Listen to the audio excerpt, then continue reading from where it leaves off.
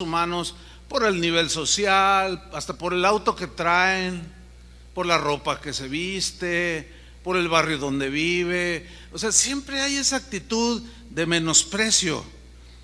Y muchas veces también menospreciamos a otros nada más por la simple apariencia, cuando la Biblia es clara de que Dios no mira lo de fuera, sino lo del corazón, lo de dentro. Y nosotros tenemos que aprender a tratar de comprender que el corazón es lo que vale en sí, no tanto la imagen externa. Y yo me he dado cuenta a través de los años que entre los cristianos este pecado está sumamente arraigado.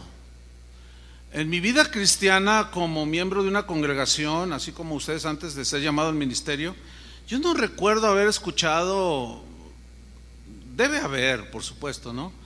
Pero no recuerdo haber escuchado un tema así específico acerca de menospreciar a otros, por lo que sea, ¿sí? Pero cuando Dios empezó a hablarme de esto, bueno, primero es obvio que el Señor quiere que el que va a enseñar, pues Dios quiere tratar el corazón, ¿no es cierto? Y lo fui asimilando y empecé a poner frenos, límites en este pecado que se nos ha colado y que ahora está, pero sí a flor de piel en la vida de muchos cristianos. Porque cuando menospreciamos a otros, en realidad estamos diciendo que somos mejores que ellos. Ese es en pocas palabras lo que estamos proyectando. Cuando menospreciamos a otros, en realidad nos estamos comparando con otros a quienes consideramos pues que valen menos, o que no son dignos de tomarles en cuenta, o son sin importancia. Y fíjense que Jesús trató mucho este punto, los apóstoles igual, y la Biblia en general, como vamos a comprobarlo. Por ejemplo, en Lucas 18:9, Jesús está poniendo una parábola, pero está hablando al corazón de unos con los que estaban allí reunidos, que él sabía la intención del corazón. Y dice en Lucas 18:9, dice: a unos que confiaban en sí mismos como justos. Cuando alguien confía en sí mismo como justo, o sea, como un hombre impecable, una mujer que no le hace mal a nadie, pero confían en sí mismos, está hablando de una soberbia, ¿sí? De un orgullo que lo hace actuar de cierta manera en relación con los demás. En este mismo versículo, en Lucas 18:9, se lee así en la versión en lenguaje sencillo. Dice: una vez Jesús estuvo hablando con unas personas, y miren cómo es esta traducción: de esas que se creen muy buenas y que siempre están despreciando a los demás. Hay otra versión que dice: de esos que nunca aceptan que cometen errores. ¿Conoce gente que nunca acepta que comete errores? ¿Sí? ¿Conocen a uno o no? O a lo mejor somos unos de ellos. Bueno, no lo sé. Pues sí, efectivamente Jesús se refirió a aquellos que constantemente desfavorecen a otros, porque para ellos son sin importancia, ¿sí? Jesús está refiriéndose a aquellos que constantemente se burlan de otros seres humanos, que los tienen a menos, de aquellos que miran de lado con desprecio a los demás, que los deshonran, los ridiculizan, los desairan, los ultrajan, los maltratan, los ofenden, los insultan, los humillan y terminan lastimando el corazón por la actitud que hay de menosprecio. ¿Alguna vez has sentido tú el menosprecio de alguien? Se siente feo, ¿no es cierto? Pero ¿cuántos reconocen que también hemos menospreciado a otros? ¿Sí lo reconocen? Entonces también los otros sintieron feo. Entonces Jesús les dice una parábola. Dice en el versículo 10 de Lucas 18: dos hombres subieron al templo a orar. Al templo a orar, pues es que se va a la casa de Dios a orar. Orar es un privilegio, hermanos, porque orar es hablar directamente con Dios. Eso es un privilegio que Dios nos dio a los seres humanos que creemos en Él. Hablamos cara a cara. Es una actividad propia de alguien que tiene piedad y devoción a Dios. Orar, pero se puede orar con el corazón torcido. Miren lo que sucede. Subieron al templo a orar. Uno era fariseo y el otro era publicano. Ambos eran pecadores, como todos somos pecadores. Dice el versículo 11: el fariseo, puesto en pie, oraba consigo mismo de esta manera. Fíjate, Jesús habla de un fariseo y un publicano. ¿Quiénes eran los publicanos? Los publicanos eran judíos que cobraban los impuestos a favor de Roma. El problema con ellos es que abusaban de esa autoridad que les delegaba Roma para recaudar los impuestos, y abusaban de la gente y los extorsionaban y se enriquecían y eran soberbios, eran pecadores. Cuando alguien quería ofender al otro, lo comparaba con un publicano, o sea, así como diciendo, es sumamente pecador. Pero los fariseos, ¿quiénes eran? Porque habló de un fariseo y de un publicano. ¿Quiénes eran los fariseos? Bueno, los fariseos dentro de Israel, era como la élite de cierto grupo de personas que habían sido elegidos dentro de ellos mismos como representantes de la ley de Dios. Les llamaron fariseos.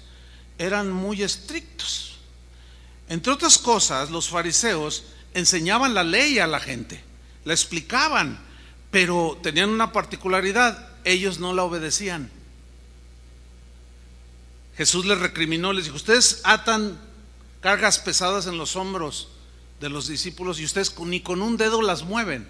Les decían, por ejemplo, perdonen, y ellos no perdonaban. Les decían, diezmen, y ellos no diezmaban. Les decían, ofrenden, y ellos no lo hacían. Les decían, obedezcan, y ellos no lo hacían. Eso fue un rasgo peculiar de los fariseos. Ellos vivían una vida marcada por la hipocresía, vivían una vida falsa. Se creían mejores que los demás porque formaban parte de esta élite de seleccionados dentro de todo el pueblo de Israel, y su actitud era altanera, de menosprecio, era ofensiva hacia los demás, ¿sí? Se creían la crema innata de la religión judía. Pues estos fariseos, entre otras cosas, también fueron los principales enemigos de Jesús. Ellos se dedicaban constantemente a criticar a Jesús, constantemente acusaban a Jesús, constantemente menospreciaban las enseñanzas de Jesús. Ellos solían poner más énfasis en las cosas externas, en lo ritual, que en la condición del corazón. Y ellos, un día, bueno, hay muchos pasajes, pero uno de ellos, van con Jesús y le recriminan, dicen: a ver, ¿por qué tus discípulos cuando comen no se lavan las manos? Pero era un tono ofensivo, así como diciendo, ¿qué con ustedes? Entonces Jesús les dijo, ahora, los fariseos tenían un ritual que se lavaban las manos de manera literal, pero le atribuían poderes santificadores a un ritual, y los ritos no salvan, no tienen poderes de ninguna clase, mostrando pues que ellos le daban más énfasis a lo externo que a lo interno. Entonces Jesús les dijo: no, nadie se va a contaminar por comer con las manos espiritualmente, con las manos sin lavar. Dice: lo que verdaderamente contamina al hombre es lo que sale del corazón, que es lo que ustedes deben arreglar, porque del corazón salen los malos pensamientos, salen los adulterios, los homicidios, las estafas, todo eso contamina y daña a los demás. Pero comer sin lavarse las manos no contamina espiritualmente a nadie. Pues esos eran los fariseos, pero ambos eran pecadores. Entonces volvamos a la parábola, Lucas 18:11. El fariseo, puesto en pie, oraba consigo mismo. Ahí vemos una actitud. En realidad, aunque mencionó a Dios, no tomaba en cuenta a Dios. Oraba de esta manera, diciendo: Dios, te doy gracias porque no soy como los otros hombres. Uy, qué humildad, ¿no? Dices, ladrones, son ladrones, y voltea a ver a otros, ¿verdad? Yo no soy como los otros hombres, ladrones, injustos, adúlteros. Y luego está el publicano allí y dice: ni aún como este publicano. Qué actitud tan espantosa. Y luego empieza a decir lo bueno que él era. Ayuno 2 veces a la semana. Bueno, ayunar es bueno, es una actividad espiritual que los cristianos han usado a través de los siglos como un medio para afligir la carne, estar tranquilos, buscar a Dios en la búsqueda de su voluntad, etcétera. Es una actividad de tipo espiritual, pero él ayunaba 2 veces a la semana, 8 veces al mes y un montón de veces al año. Aparentaba una piedad que en realidad no tenía, porque ayunaba, pero su corazón seguía menospreciando a los demás. Su corazón seguía lleno de soberbia, y no sirve de nada para aquel cristiano que ayuna, pero su corazón está torcido. No sirve de nada. Y luego sigue orando, entre comillas: doy diezmos de todo lo que gano. Uy, pues cualquiera diría, muchos pastores quisieran tener este fariseo como miembro de su iglesia, porque pues desgraciadamente no todos tienen este entendimiento o no quieren entenderlo, que la obra de Dios necesita el apoyo económico de todos. Y bueno, fíjate, doy diezmos de todo lo que gano, dice. Bueno, diezmar para apoyar la obra del Señor, pues es algo que Dios aprueba, que Dios recibe con agrado, siempre y cuando sea con el corazón correcto. ¿Por qué? Porque Dios ve el corazón. Pero este hombre quería aparentar una piedad que no tenía, nada más cosas externas, ayuno. Y un día les recriminó Jesús, le dijo: ustedes cuando, les enseñó a sus discípulos, ustedes cuando ayunen no sean como los fariseos, que son hipócritas, que demudan el rostro así como para mostrar a los hombres que ayunan, y ponen carita de tengo ganas de una birria de don aquí a la vuelta. Dice: no, ustedes cuando ayunen lávense, peínense y no muestren a los hombres que ayunan, sino a Dios. Les está hablando del corazón. Y cuando den, dijo, háganlo, que no sepa su mano derecha lo que hace su izquierda. No sean como los fariseos, que tocan trompeta delante de todos para mostrar a los hombres que son muy generosos. O sea, dar es bueno, ayunar es bueno, orar es bueno cuando se hace con el corazón correcto. ¿Me están siguiendo? Bueno, seguimos con la historia. Y aquí está este fariseo menospreciando a los demás. Versículo 13: mas el publicano, que también era un pecador, estando lejos, no quería ni aún alzar los ojos al cielo. O sea, estaba mostrando una actitud por la posición de su cuerpo, estaba mostrando una actitud, sino que golpeaba el pecho, que era una costumbre judía que simbolizaba arrepentimiento, y se golpeaba el pecho diciendo: Dios, sé propicio a mí, dame tu perdón, soy pecador, reconozco que he pecado, que abuso de la gente, ayúdame. Y estaba allí confesando su pecado al Señor. Versículo 14, dice: os digo que o sea, el publicano que fue despreciado por el fariseo, os digo que descendió a su casa justificado antes que el otro. ¿Se acuerdan que Pablo dijo a los Romanos, capítulo 5, versículo 1: justificados pues por la fe, tenemos ¿qué? Paz para con Dios. Mire, este publicano llegó en una condición y se fue diferente, se fue con paz en su corazón. El fariseo llegó en una condición y se fue no solo en la misma condición, sino en la peor condición. ¿Por qué? Porque le siguió añadiendo pecado a su pecado. Nunca lo reconoció. Y el publicano se fue justificado y lleno de la paz del Señor. Pero luego hay algo muy importante que Jesús dice en el versículo 14: os digo que descendió a su casa justificado antes que el otro, porque cualquiera puede ser tú, aquel, yo, quien sea, que se enaltece por su actitud soberbia, de autosuficiencia, de no reconocimiento, que también falla, se enaltece: yo soy mejor que los demás, todos se equivocan menos yo. Cualquiera que se enaltece será humillado. ¿Por quién será humillado, hermanos? Díganlo fuerte: por Dios. Pero también dice: y el que se humilla, o sea, reconoce su condición pecaminosa, será enaltecido. ¿Quién lo va a enaltecer? Dios. En otras palabras, el que menosprecia a otros será menospreciado por Dios. Esa es la idea aquí, como Santiago mismo lo expresa en Santiago 4:6. Pero Él da mayor gracia, dice. Por esto dice: Dios resiste a los soberbios, y el soberbio es sumamente despreciativo.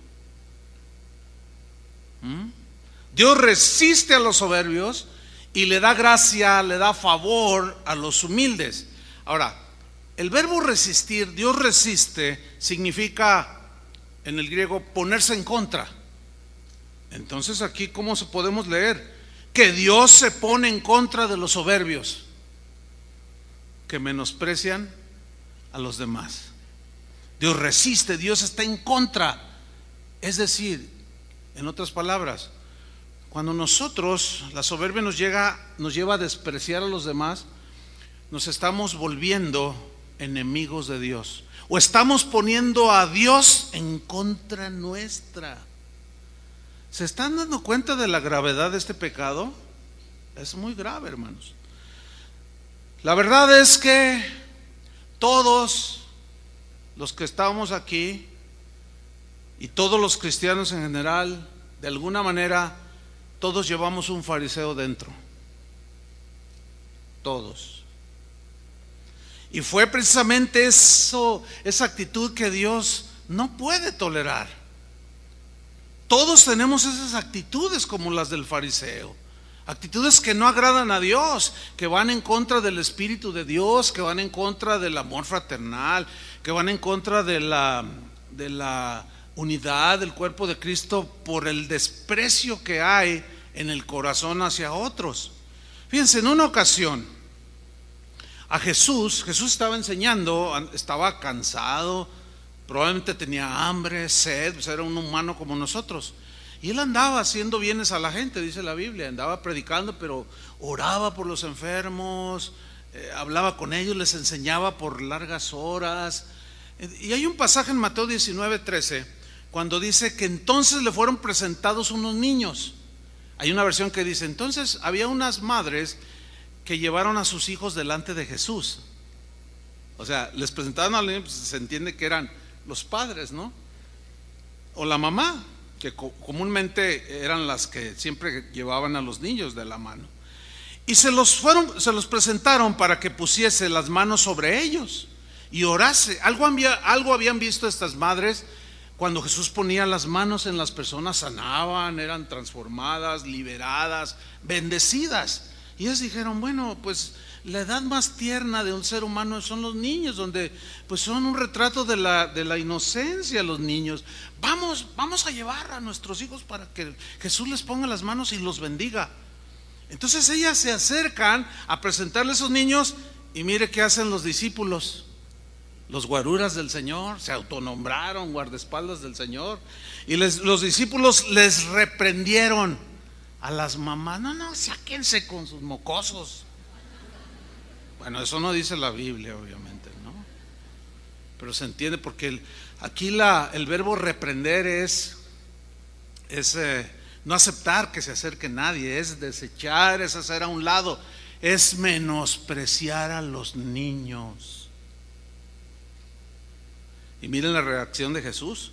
Pero Jesús dijo: dejad a los niños venir a mí, y no se lo impidáis, porque de los tales es el reino de los cielos. Y habiendo puesto sobre ellos las manos, o sea, les concedió el deseo a sus madres de ponerle las manos y bendecirlos, no los discriminó. Miren, los niños, hermano, son una bendición de Dios. Toda congregación que se precie ser cristiana, tiene que tener un cuidado especial, hablando en sentido congregacional, desde el más pequeñito hasta el más ancianito. Tiene que haber ministración para todos. A veces yo he notado a través de los años, cuando estoy con pastores, y es muy más común de lo que ustedes se imaginan, no falta las preguntas de este tipo: Hola pastor, ¿y tú de dónde eres? No, pues de tal ciudad. Y empieza uno a conocerlos. Y no falta la típica pregunta: ¿y cuántos miembros tienes en tu iglesia? ¿Y sabe qué contesta el 95%? Dice, bueno, ahorita somos como 180 adultos. Dice, entonces cuando yo escucho algo que se pregunta, que yo estoy allí, digo, 180 adultos, ¿no hay niños en tu congregación? Ah, sí, pero nada más contamos a los adultos. Ah, o sea, los niños no son miembros. Los niños, ¿para qué los contamos? Es un menosprecio, pues surgido de la ignorancia. No debería de ser. Entonces, entender esto, que a los niños no hay que menospreciarlos. Cuando eventualmente a mí me preguntan, que no me gusta nada esa pregunta, yo trato de evadirla siempre, porque luego si dices somos 40, el que dice tiene 40, yo tengo 40, le dice, pero yo tengo 40, hermano. Se menosprecian. Y si le preguntan a uno que tiene 1000, dice, pues yo tengo 1000, y se enaltece. O sea, son puras tonterías de reacciones que tenemos. Yo trato de evadir darle esa respuesta. ¿Y cuánta gente tiene, hermano? Yo le digo, no, pues un montón de problemas que solucionar. Y trato de evadir. Si no, un montón de horas de consejería, no, un montón de oración para que el Señor.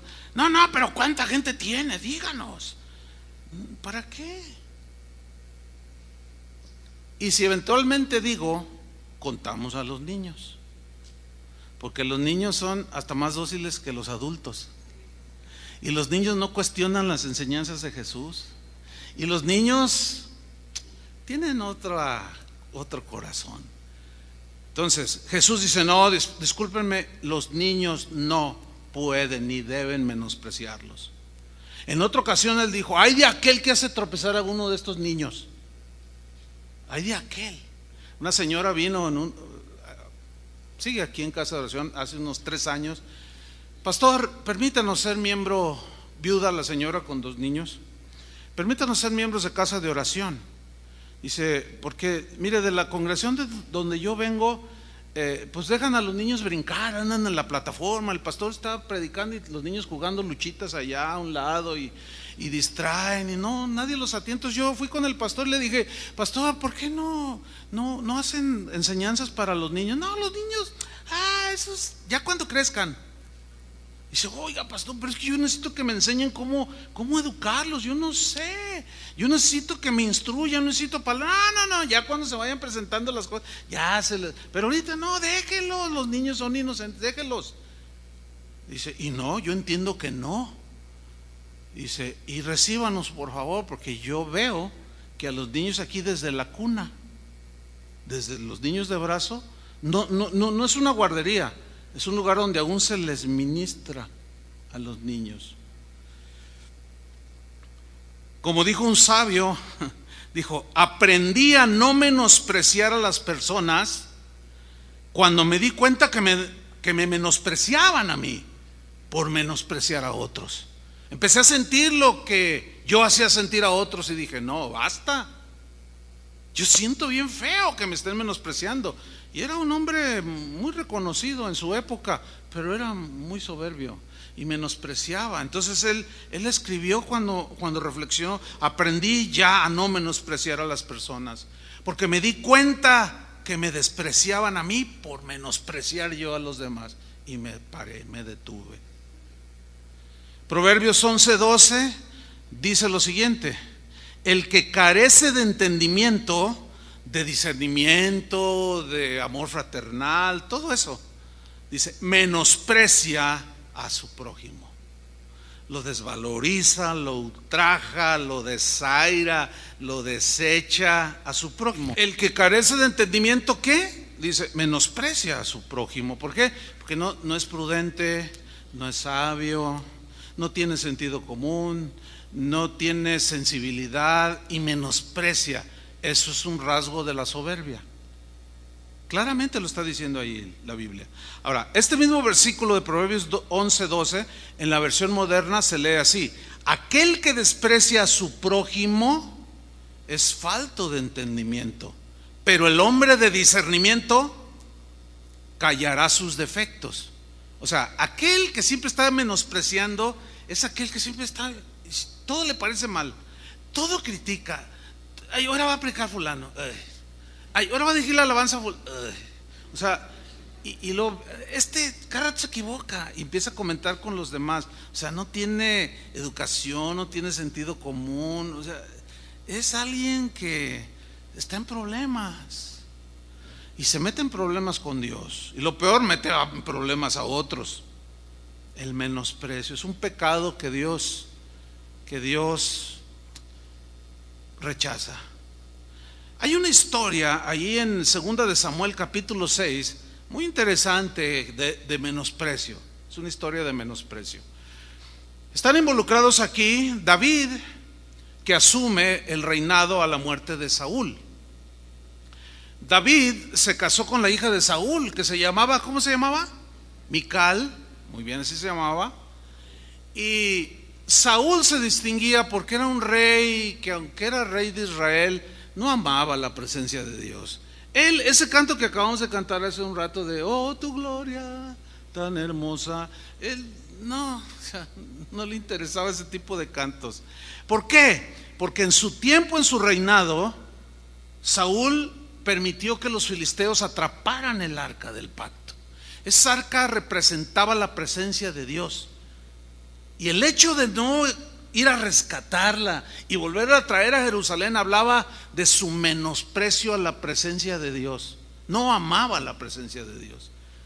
Y esto me lleva a una reflexión. A mí me preocupa la gente que dice: yo llego a casa de oración, llego a la congregación después de terminada la alabanza. Yo nada más llego a lo importante, la palabra de Dios, dicen. Oiga, ¿de verdad usted cree que es correcto eso? ¿Sabe qué es eso? Es menospreciar la presencia de Dios. A mí no me importa la presencia, no me importa adorarlo, no me interesa. A mí me interesa comer espiritualmente y estar bien sano. Pues parece que no le surte ningún efecto la predicación. Eso es menospreciar la presencia de Dios. Y Saúl se distinguía por eso. Pero muere, sube David al trono, y lo primero que hace es agarrar a sus guerreros y dice: vamos por el arca. Y se las arrebata, un enfrentamiento allí, y la rescata y la lleva a Jerusalén, el arca. Pero David estaba feliz, contento, y armó una tarde de alabanza y de adoración impresionante. Vamos a leerla. 2 de Samuel 6:14. Llevaban el arca que habían recién capturado, y dice: y David danzaba con toda su fuerza delante de Jehová. ¿Delante de quién? De Jehová. Y estaba David vestido con un efod de lino. Y así David, o sea, era una vestidura muy sencilla. Dice: así David y toda la casa de Israel conducían el arca. Fíjese, todo el pueblo involucrado conducían el arca de Jehová con júbilo y sonido de trompeta. O sea, era una fiesta, hubo una algarabía. Sonaban los instrumentos, sonaban las trompetas, las arpas, los panderos, y no era poca gente, de manera que el cántico era estruendoso. Si aquí suena estruendoso que un par de miles de personas, ahora imagínese con miles de personas. No era para menos celebrar a Dios, celebrar que la presencia del Señor volvía a estar en medio de Israel. Era para los que amaban a Dios un acontecimiento que les produjo muchísima alegría. Pero mira lo que sucede. Versículo 16. Cuando el arca de Jehová llegó a la ciudad de David, aconteció que Mical, hija de Saúl, miró desde una ventana. A ver, ¿qué estaba haciendo allá? O sea, no estaba donde deberían de estar y donde estaban todos los del pueblo de Dios. Ay, no, yo no me junto con la chusma. Ay, no, qué aburrido eso de estar ahí celebrando. ¿Para qué? Y se puso a mirar, a criticar desde la ventana lo que otros estaban haciendo. Y miren lo que sucedió.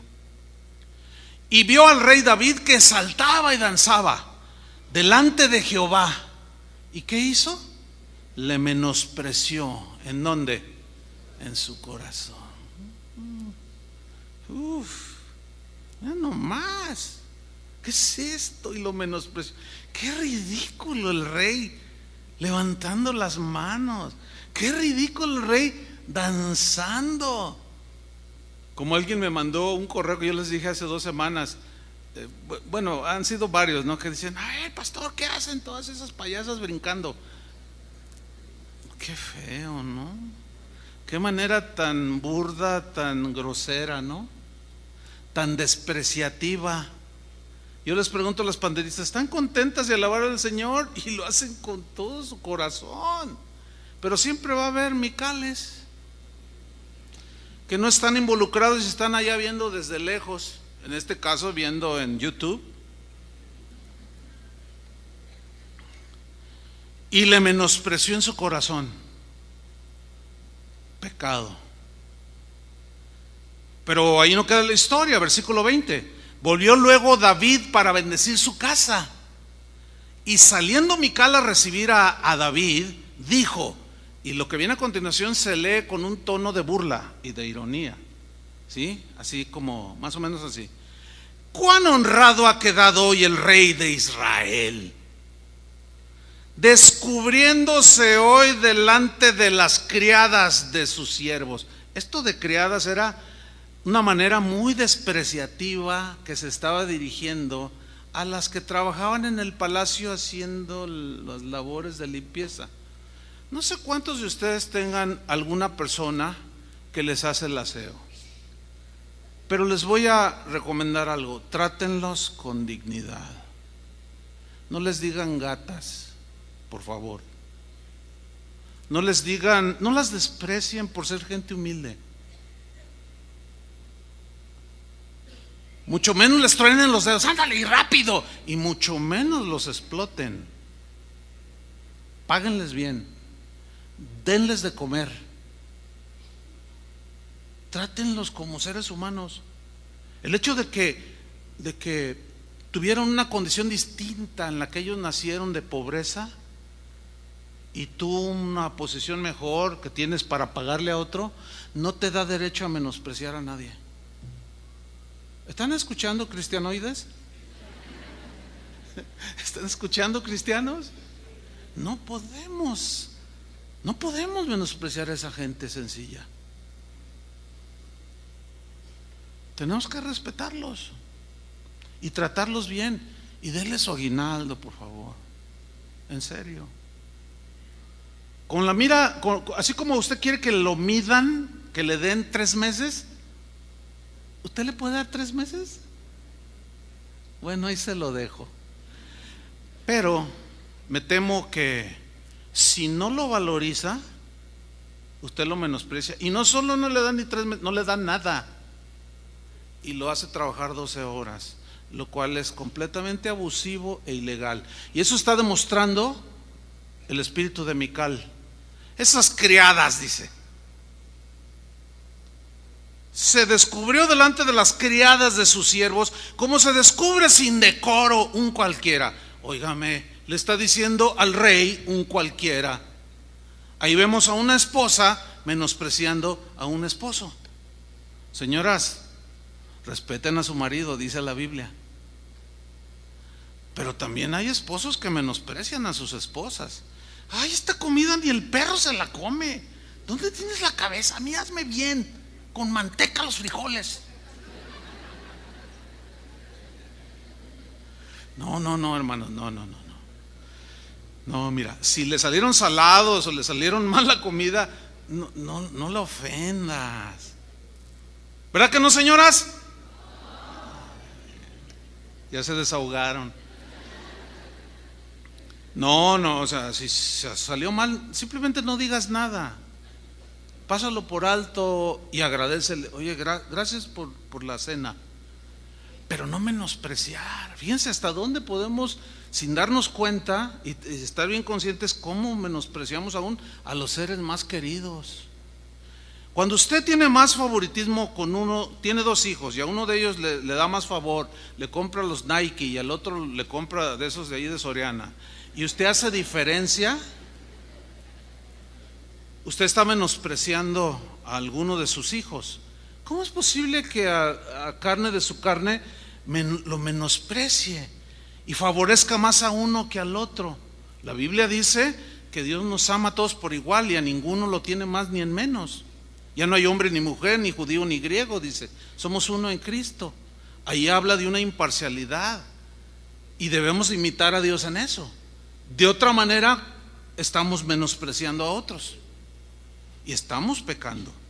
Pero la historia termina mal aquí, porque el menosprecio de Mical fue grosero. Versículo 21. Entonces David respondió a Mical: fue delante de Jehová, le dice, quien me eligió en preferencia a tu padre y a toda tu casa para constituirme por príncipe sobre el pueblo de Jehová, sobre Israel. Por tanto, danzaré delante de Jehová.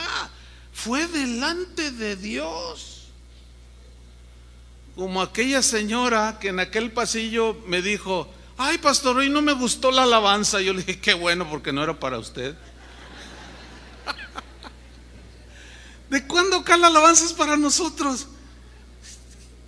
¿Te importa, Chuy, que le guste a la gente la alabanza? Cuando yo dije, a mí no me importaba si les gustaba a ustedes. Pues ahora menos, porque ya no dirijo. Pero en aquel tiempo yo no me preocupaba si les gustaba a ustedes. Yo no actuaba ni lo hacía para ustedes o para los de ese entonces. Yo me preocupaba que fuera para Dios y si le agradaba a Él o no. ¿De dónde sacan eso de que, ay, hoy no me gustó la alabanza? Ay, va a dirigir fulano. Ay, no me gusta. Mi preferido es Luis Miguel. No, hermanos. ¿Cómo? A ver. Ay, hoy va a predicar fulano de tal. Ay, no me gusta. A mí me gusta fulano de tal. Ahí como de que despistadamente te vas al baño, viejita, y luego yo me voy detrás y nos vamos porque no me gusta este.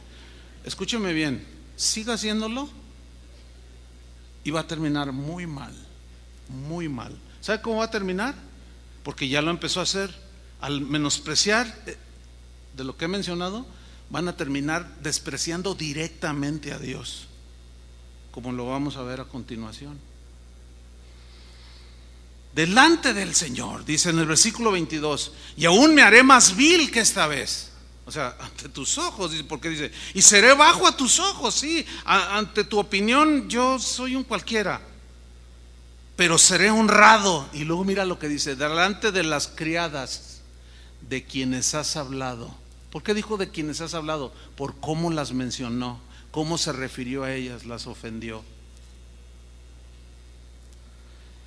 Pero mira las consecuencias de los Micales. Versículo 23. Y Mical, hija de Saúl, nunca tuvo hijos hasta el día de su muerte. ¿No sería un juicio de Dios? Probablemente. Porque Dios resiste a los soberbios, se vuelve en contra de ellos. ¿Usted cree que Dios escucha las oraciones de esos? No, ahí está la parábola del publicano. No la escuchó, pero sí escuchó la del publicano. La del fariseo no la escuchó, la del publicano sí. ¿Por qué? Porque se arrepintió y no se estaba comparando con nadie. Pablo se considera después de Jesús como el cristiano que más difundió el evangelio en aquellos tiempos, y él siempre estuvo preocupado por el desarrollo sano de los cristianos en las distintas ciudades y regiones. Él escribió exhortaciones a no menospreciar a otros, a los cristianos en Roma, a los cristianos en Corinto, a los colosenses, a los efesios. Por ejemplo, en 1 de Corintios, Pablo se enteró de que había este problema de que se menospreciaban. Entonces el Espíritu Santo le inspiró a poner una analogía del cuerpo humano para ilustrar de que somos un cuerpo en Cristo. Y esto es lo que él menciona en 1 Corintios 12:13. Dice, porque por un solo espíritu fuimos todos, ¿cuántos? Todos bautizados en un cuerpo, el cuerpo de Cristo. Sean judíos o griegos, sean esclavos o libres, no importa, todos fuimos bautizados en un solo cuerpo. Y a todos, dice, a ti, a todos se nos dio a beber de un mismo espíritu. Todos. Además, y comienza con su analogía, para hacerlos entender que era un pecado menospreciar a otros hermanos. Además, el cuerpo no es un solo miembro, sino muchos. Si dijera el pie, porque no soy mano, no soy del cuerpo, ¿por eso no será del cuerpo? Y si dijera la oreja, porque no soy ojo, no soy del cuerpo, ¿por eso no será del cuerpo? Y si todo el cuerpo fuese ojo, ¿dónde estaría el oído? Si todo fuese oído, ¿dónde estaría el olfato? Mas ahora, síganme con atención, mas ahora Dios, ¿quién? Digan todos, Dios. Dios ha colocado a los miembros, cada uno de ellos, en el cuerpo. O sea, tú. Dios nos puso en el cuerpo de Cristo para una función específica. ¿Son todos ojo? No. ¿Son todos oreja? No. ¿Nariz? No. ¿Son todos pie? No. Entonces, no. Somos diversos. Formamos de manera diversa un mismo cuerpo, el cuerpo de Cristo. Cada quien hace una función. Pablo les dice a los corintios también, ¿son todos apóstoles? No. ¿Son todos profetas? No. ¿Son todos maestros? No. ¿Hablan todos lenguas? No. ¿Interpretan todos lenguas? No. ¿Todos tienen dones de sanidades? No. Siempre la respuesta es no. ¿Por qué? Porque no todos tenemos la misma función. Ahora, fíjate la sabiduría que Dios le dio a Pablo para enseñar a los corintios, porque dice en el versículo 18 que Dios colocó a cada uno en el cuerpo como Él quiso. O sea, Dios es soberano y Él hace como quiere. Versículo 19, porque si todos fueran un solo miembro, ¿dónde estaría el cuerpo? Pero ahora, dice, son muchos los miembros. Esta congregación, hermanos, es parte de la iglesia de Jesucristo en Guadalajara, que unida, o sea, junto con las demás iglesias cristianas de esta ciudad, somos parte del cuerpo de Cristo que está formado por todas las iglesias alrededor del mundo. Solo somos una parte y cada parte del cuerpo es distinta. Hay mucha semejanza entre, por ejemplo, las dos manos, los dos ojos, pero hacen distintas funciones. Si usted es diestro, pues nada más hace todo con la derecha. Si es zurdo, pues con la izquierda. Entonces ahí ya no hay una igualdad exacta.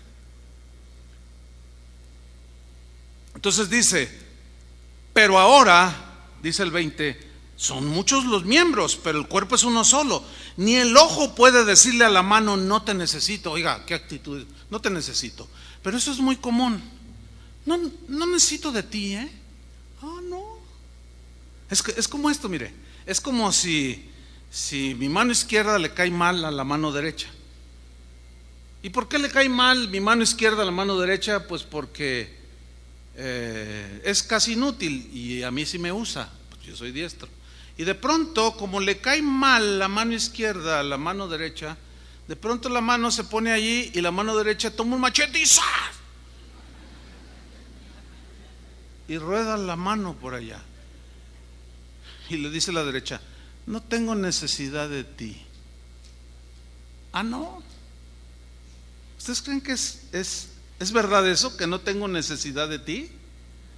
Bueno, pues cuando vayas a hacer algunas ciertas cosas, vas a necesitar la ayuda de esa otra mano. Por algo Dios nos dio dos. ¿Sí? Y dice en el versículo 22, antes bien, en el 21 dice, ni tampoco la cabeza le dice a los pies, no tengo necesidad de vosotros. No sirves para nada, no te necesito. Eso es menospreciar. Y nadie en su sano juicio menosprecia ninguna parte de su cuerpo, ¿verdad que no? Ahora fíjate lo que dice el 22. Antes bien, los miembros del cuerpo que parecen más débiles son los más necesarios. ¿Se han puesto a pensar alguna vez por qué Dios puso pestañas en el párpado y cejas? Si no tuviéramos cejas ni pestañas, ¿saben qué sucedería con los ojos? Constantemente estuviéramos lagrimeando, llorando. ¿Por qué? Por el polvo que cae y se detiene en las cejas. Por eso hay que limpiárselas todos los días.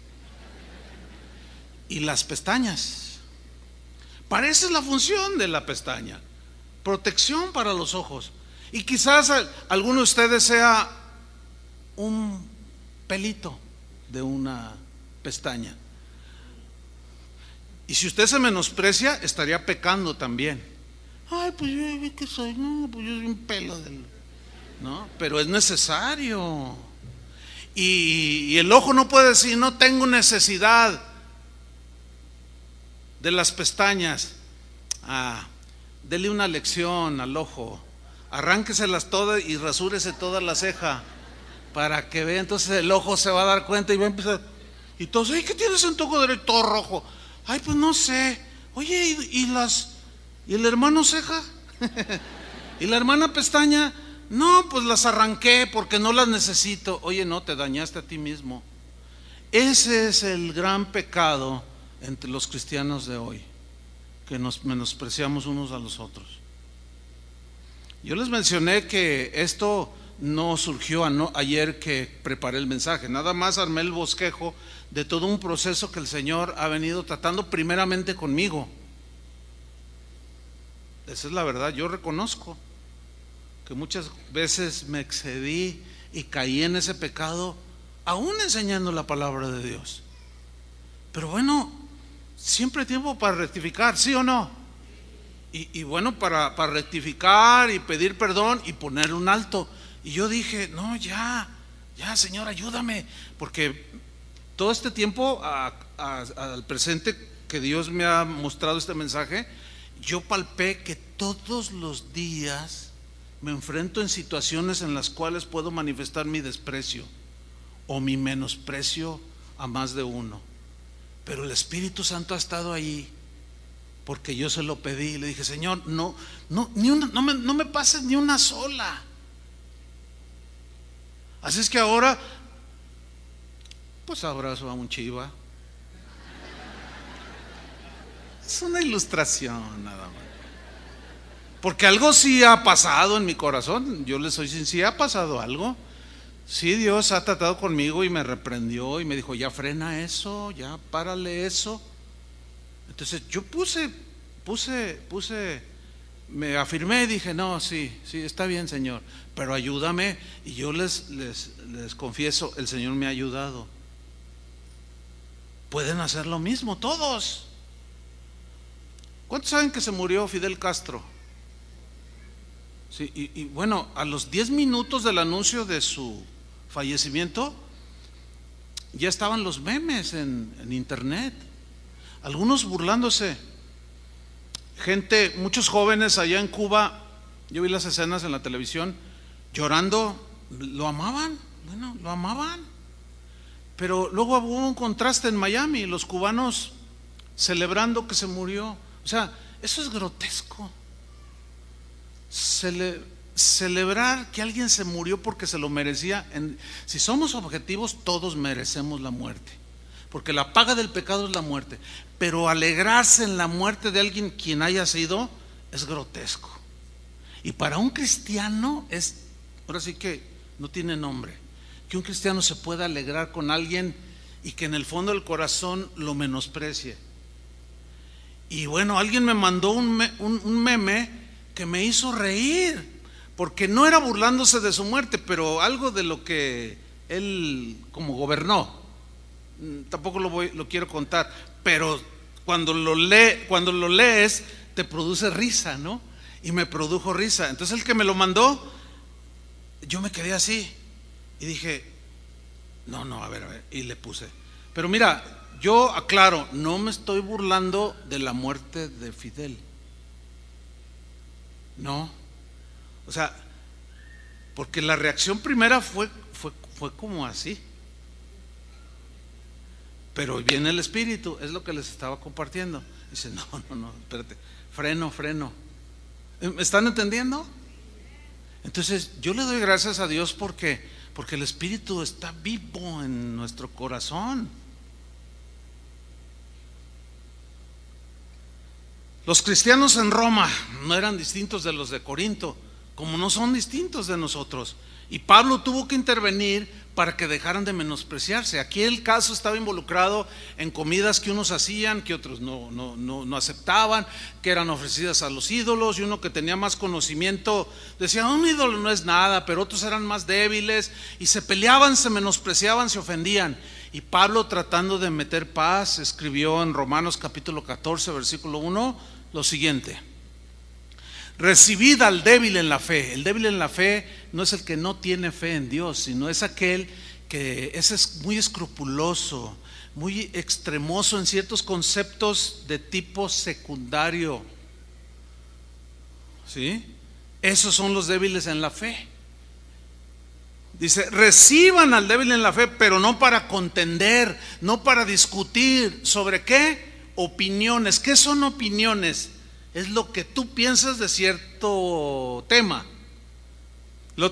Este viernes pasado que tenemos reunión de pastores, uno me comentaba, dice, ay pastor, fíjate que pues me junté con unos pastores, con mis líderes ahí en la congregación Casa de Oración que estoy pastoreando, y tomamos esta decisión, una decisión, o sea, intrascendente, porque tenía que ver con la pintura, el color del auditorio.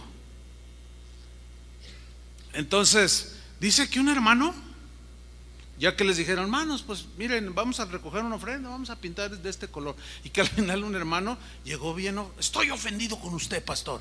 Ay, ¿por qué, hermano? ¿Qué pasó? Y dice, ¿por qué no nos tomaron en cuenta nuestra opinión? A mí no me gusta ese color. Uy, imagínense pedirle opinión a todo mundo sobre el color. No, un agarre, una batalla campal allí. Porque en gustos, dice la Biblia, se rompen. O sea, fíjense cómo en cosas intrascendentes totalmente se pelean, se disgustan, se ofende la gente. Pues aquí en asuntos de comida y en otras cosas es muy común que nos despreciemos el uno al otro. Entonces dice, recíbanse, pero no para pelear sobre opiniones diferentes. No, dice el versículo 2, porque uno cree que se ha de comer de todo. O sea, le entra la vitamina T, como dice Toño Ortiz, ¿verdad? Tortas, tacos, tlacoyos, todo, le entra todo, dice. Y otro que es débil, come legumbres. O sea, diferentes conceptos en cuanto a la alimentación. Pero estaba sucediendo que se menospreciaban, versículo 3, porque Pablo dice, el que come, o sea, que le entra todo, que no tiene cargo de conciencia, que no, todo está bien, damos gracias a Dios. El que come, dice, no menosprecie al que no come. No lo desvalorice, no le quítate para allá, inmaduro. No, dice, y el que no come, no juzgue al que come, porque Dios le ha recibido. ¿Tú quién eres que juzgas al criado ajeno? Para su propio Señor está en pie o cae, pero estará firme, porque poderoso es el Señor para hacerle estar firme. Versículo 5. Uno, aquí tenemos a uno, hace diferencia entre día y día. Otro, acá está otro, juzga iguales todos los días. Cada uno esté plenamente convencido en su propia mente. O sea, da un límite, mejor dicho, en el aspecto de la libertad, de gustos, de cosas intrascendentes, vamos, en cuestiones de comida o cosas que no trascienden hacia la salvación, o en la vida espiritual la Biblia nos da cierta libertad. Y ahí es donde justamente algunos cristianos escrupulosos, demasiado escrupulosos, ponen el gran énfasis. Dice aquí, unos hacen caso del día, otros hacen diferencia entre día y día, otros juzgan iguales todos los días. Aquí tenemos a uno que hace diferencia entre día y día, o sea, es muy observador de los días. Por ejemplo, yo les he puesto en otra ocasión este ejemplo, esta ilustración. Mi esposa, para ella le es muy importante celebrar los cumpleaños de los hijos, de ella, el mío, pero yo soy totalmente distinto. A mí me son iguales todos los días. Yo, créanme hermanos, el día de mi cumpleaños despierto y ni por aquí, ni tampoco espero una fiesta. Bueno, tan así que cuando Casa de Oración cumple aniversario, se me olvida. Pero hay iglesias que dicen, no, nosotros celebramos nuestro cumpleaños cada año. 10 años de nuestra iglesia. Nosotros ya tenemos 34. Creo que el último que celebramos fue cuando cumplimos 15 años. Sí, ¿verdad? Fíjate nomás, casi 20. Un pastel que estaba allí con el logo de Casa de Oración. El problema es que cuando nos casamos, mi esposa y yo empecé a ver que mi actitud generaba problemas. ¿Por qué? Porque llegó el primer aniversario de bodas y se me olvidó. Porque para mí todos los días son iguales. Todos los días trato de demostrarle a mi esposa con actitudes, le digo cosas bonitas, aprecio su comida. Y pues, para mí son iguales todos los días. Pero para ella no, porque ella su concepto es, no, hay que reunirnos la familia, cuando cumplen los años los hijos, nuestro aniversario, que salimos unos días para pasearnos, qué sé yo, pero yo soy diferente. Entonces yo no puedo obligarla a ella, ni debo obligarla a que sea como yo, porque eso va a generar contienda. Y tampoco ella me debe obligar a ser como ella. ¿Cómo se concilia esto? Se concilia por medio del amor, el afecto fraternal. Entonces, bueno, para evitar eso, yo tuve que grabarme muy bien y poner el calendario, ¿entiende? Y sigo usando mi anillo que me puse por primera vez hace 38 años, lo sigo usando. Entonces, yo veo ahí el calendario y cuando los compromisos que tengo cuando salgo fuera de la ciudad, siempre veo, ¿y cuándo es el cumpleaños de mi mamá, etcétera, etcétera? Para no violentarlo y alegrar el corazón de mi esposa. Y mire, santa paz. ¿Sí? Pero, mire, ya viene diciembre y sus posadas. Y ay, hermanos, es un agarre entre cristianos. Hay quienes les gusta hacer una celebración, pero hay otros que dicen, es del diablo. Ese es Satanás, el demonio. Dicen. Pero te dicen, no, ¿cuál demonio? Entonces, unos hacen diferencia, a otros les parecen iguales todos los días, pero empieza el pleito, hermanos.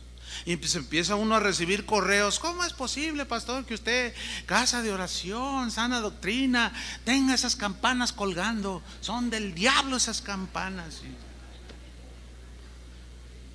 Nunca les contestamos para no crear controversia, que tienen que ver unas campanas de adorno. Sin embargo, hay quien hace diferencia entre día y día y otros son iguales todos los días.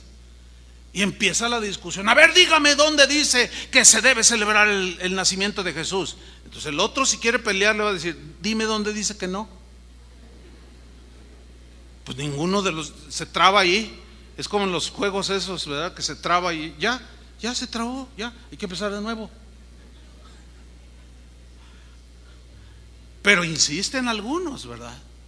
No, pero es que el origen de la Navidad, y te dan la explicación. No, sí, la conozco el argumento, conozco todo eso, pero mira, pues el 25 es un día que hasta de asueto es.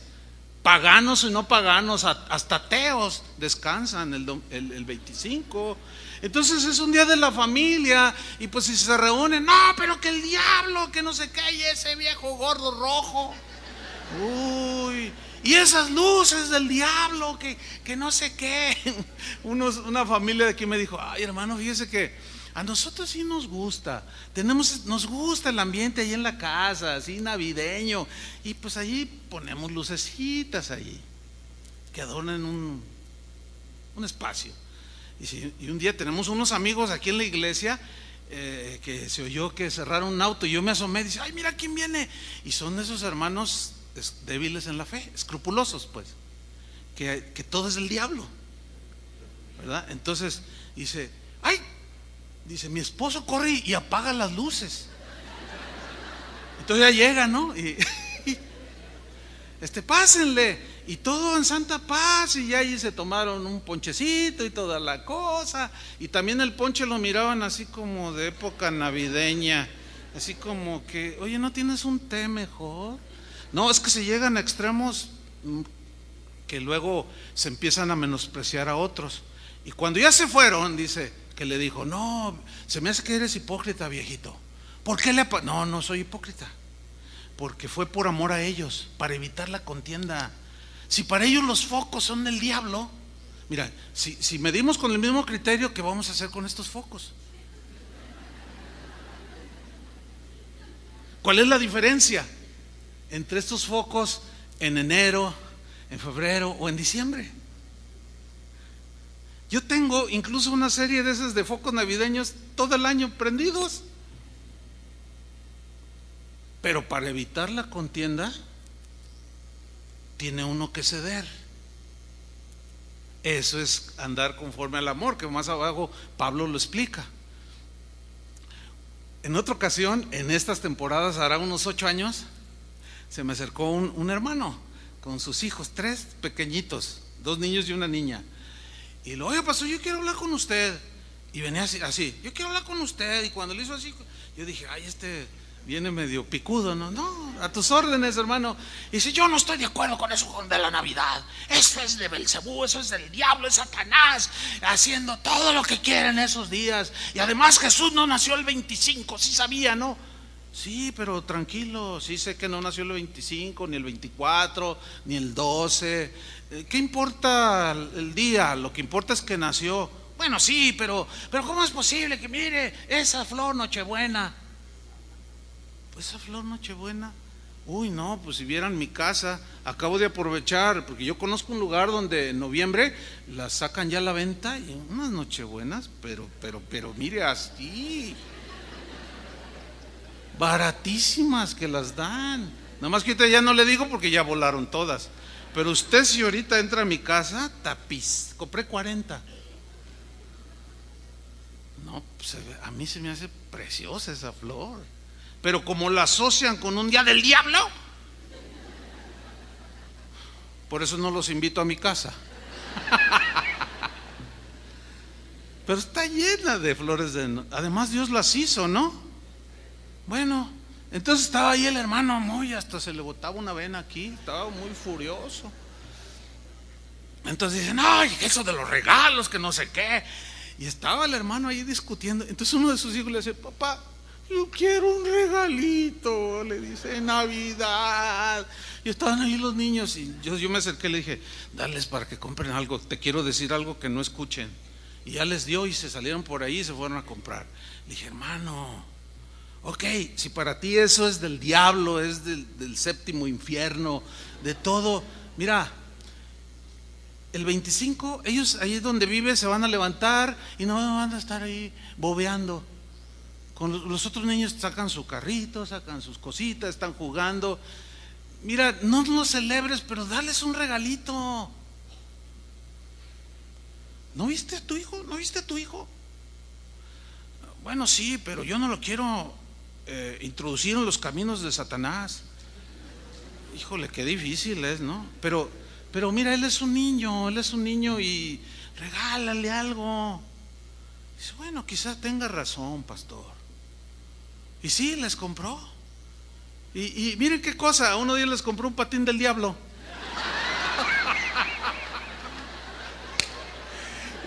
Y el chiquillo andaba, pero feliz con su patín del diablo.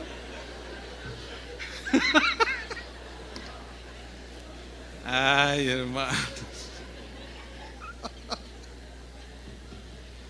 Ahora sí me hicieron reír. Pero no es de menosprecio. Pero ay, Dios, todo esto hay que ser pacientes con los que son débiles. Si usted tiene la libertad del 24 hacer una cena, hágala. Pero si se encuentra con uno que dice, no, no trate de convencerlo, ni lo juzgue ni lo menosprecie. Y si usted no tiene esa libertad, no ande como Mical nomás, a ver quién celebra, a ver que yo voy a tomar fotos, a ver, ahí tienen ahí tienen unas luces, ahí tienen. No, porque eso es lo que Pablo está diciendo. Dice en el versículo 14:6, el que hace caso del día lo hace para el Señor, y el que no hace caso del día para el Señor no lo hace. El que come para el Señor come, porque da gracias a Dios, y el que no come para el Señor no come y da gracias a Dios. En el versículo 10, pero tú, ¿por qué juzgas a tu hermano? O tú también, ¿por qué menosprecias a tu hermano? Porque todos compareceremos ante el tribunal de Cristo. Versículo 12, de manera que cada uno de nosotros dará a Dios cuenta de sí. Así que ya no nos juzguemos más los unos a los otros, sino más bien decidid no poner tropiezo u ocasión de caer al hermano. Yo sé, dice Pablo, y confío en el Señor Jesús, que nada es inmundo en sí mismo, mas para el que piensa que algo es inmundo, para él lo es. Pero si por causa de la comida o de cosas intrascendentes tu hermano es contristado, ya no andas conforme al amor. No hagas que por la comida tuya se pierda aquel por quien Cristo murió.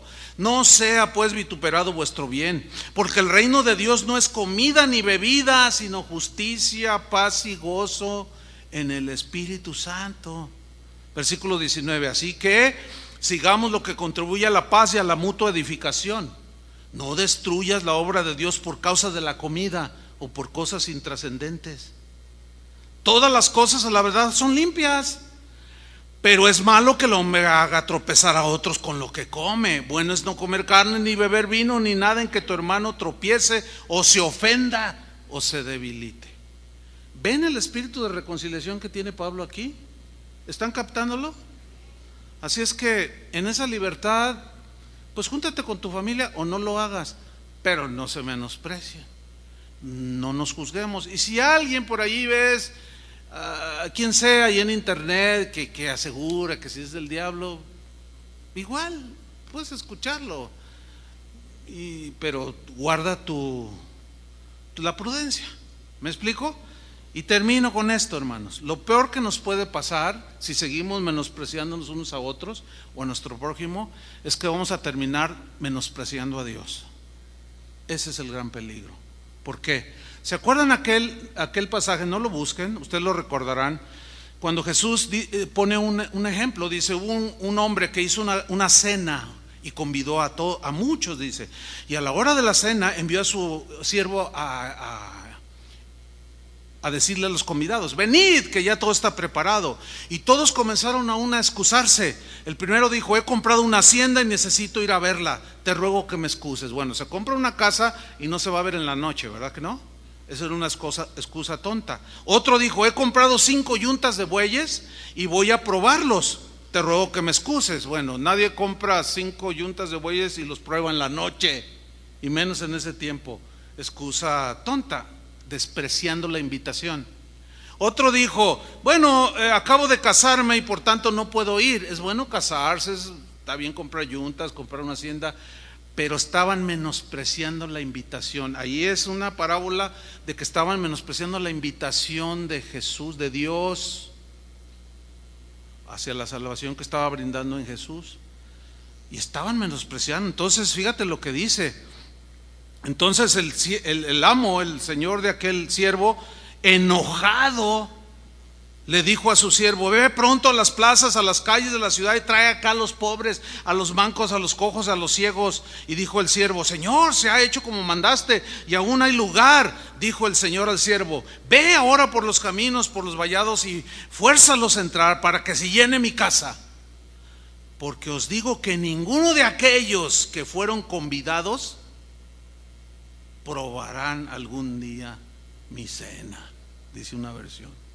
O sea, ya me menospreciaron, me desairaron, no quisieron lo mío. Caso trágico, el de Esaú, para terminar. Génesis 25-29. ¿Quién era Esaú? Esaú era un mellizo junto con Jacob, su hermano, hijos de Isaac.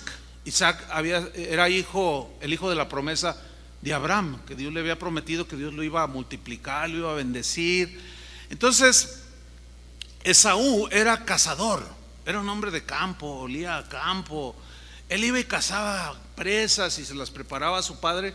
Y Isaac dice que le gustaba lo que cazaba su hijo Esaú, pero el otro era más fresita, dirían hoy, ¿no? Era más tranquilo, era muy quieto, dice así, que era muy quieto y cuidaba ovejitas, ¿verdad? Entonces eran muy distintos. Y dice que Isaac amaba a Esaú y la esposa de Isaac amaba a Jacob, y ahí ya había un problema. Bueno, ¿qué sucede? Dice Génesis 25-29: y guisó Jacob un potaje, y volviendo Esaú del campo cansado, o sea, la idea es que vino de cacería, traía una presa, había que desollarla, había que prepararla y cocinarla, y ya venía muy cansado porque quizá venía con 60 kilos en los hombros de algún animal que había cazado. Y dijo a Jacob: te ruego que me des a comer de ese guiso rojo, pues estoy muy cansado. Por tanto fue llamado su nombre Edom, que significa rojo. De ahí descienden los edomitas. 31. Y Jacob respondió, era quieto pero era medio tranza. Dice: véndeme en este día tu primogenitura. Tu primogenitura. ¿Por qué estaba interesado en la primogenitura? ¿Saben por qué? Porque ser primogénito en las familias de aquel tiempo representaba doble porción de la herencia. En el caso de Esaú representaba no solo doble porción de la herencia material de su padre Isaac, que había heredado de Abraham mucha riqueza material, pero había heredado muchísima más riqueza espiritual, porque de su linaje iba a nacer el Salvador, Jesucristo nuestro Señor. Y eso lo sabía Esaú: de mi linaje, porque soy el primogénito, de mí, de mi línea, va a nacer el Mesías. Entonces el otro, que amaba a Dios,